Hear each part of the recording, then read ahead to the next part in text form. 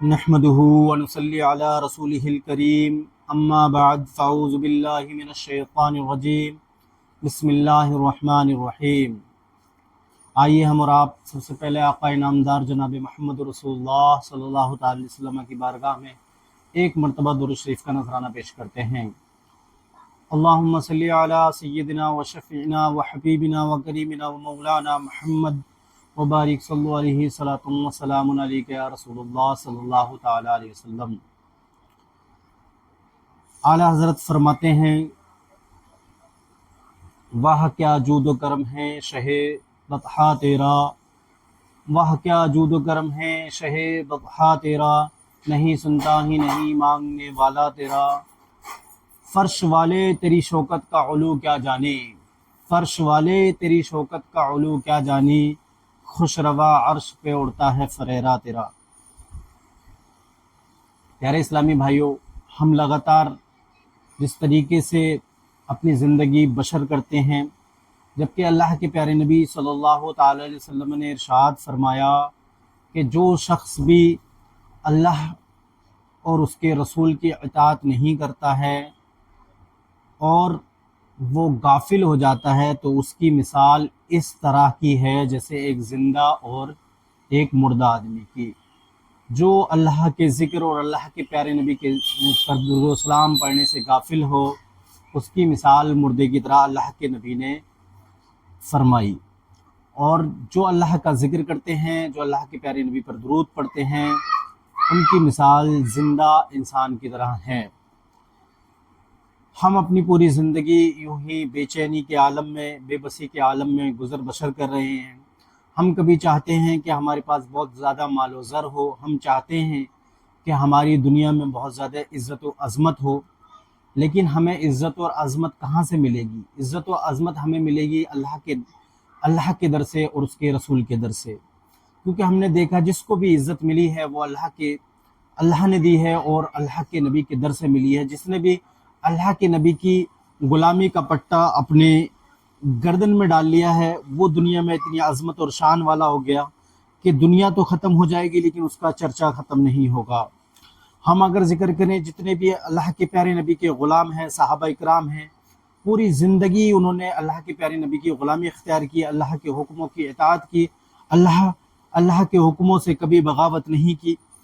آج ان کا چرچا، زمانے گزر گئے، صدیاں گزر گئی، لیکن آج بھی ان کا چرچا دنیا میں قائم و دائم ہے اور تا قیامت یہ چرچا ہمیشہ رہے گا۔ جب بھی کہیں بھی اللہ کے پیارے نبی کا ذکر آتا ہے، اللہ کا ذکر آتا ہے، تو اللہ کے پیارے نبی کے غلاموں کا بھی ذکر آتا ہے۔ اگر ہم بات کریں حضرت بلال حبشی کی، تو ایک آپ حبش کے رہنے والے تھے، آپ کا جو بدن تھا، آپ کا جو شریر تھا وہ کالا تھا، کیونکہ افریقہ سے آپ افریقہ کے صحراؤں میں، بیابانوں میں آپ رہتے تھے۔ اس کے باوجود جب آپ نے پیارے نبی صلی اللہ تعالی وسلم کی غلامی اختیار کی تو آپ کی عظمت یہ ہوئی کہ آج دنیا کے مسلمان اپنے بچوں کا بلال نام رکھنے میں بہت زیادہ فخر محسوس کرتے ہیں، اور لاکھوں لاکھ بلال نام کے جو لوگ ہیں وہ دنیا میں گھوم رہے ہیں۔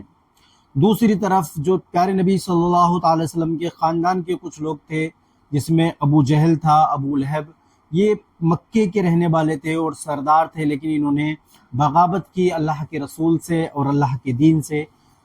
ان کا یہ حشر ہوا کہ اس کے بعد کسی نے اپنی اولاد کا نام ابو جہل یا ابو لہب نہیں رکھا، اور ان پر دنیا لعنت و ملعنت کرتی ہے، اور تا حشر جب تک قیامت نہیں آئے گی ان پر لعنت و ملعنت ہوتی رہے گی۔ اللہ کے بندو، آقا کے غلاموں، ہمیں چاہیے کہ ہم اپنے پیارے نبی صلی اللہ تعالی علیہ وسلم کی غلامی کا پٹا اپنے گردن میں اس طرح ڈالیں جیسے کہ ایک غلام اپنے مالک کی پیروی کرتا ہے، اس سے بھی کہیں بڑھ کر ہم اتنے عاجز ہو جائیں کہ ہم اپنی ہر چیز کو چھوڑ کر اللہ اور اس کے رسول کا ذکر کرنے میں لگ جائیں۔ جب ہم اللہ اور اس کے رسول کا ذکر کریں گے تو ہمیں بہت سکون دنیا میں بھی حاصل ہوگا، اور انشاءاللہ تعالی آخرت بھی ہماری بہتر ہو جائے گی۔ آقا کے غلاموں، ہم اپنی زندگی میں جو تڑپ، جو بے چینی، جو بے قراری محسوس کرتے ہیں، وہ صرف اس لیے ہیں کیونکہ ہم غافل ہیں اللہ کے ذکر اور پیارے نبی صلی اللہ تعالی وسلم کی توصیف و تعریف سے۔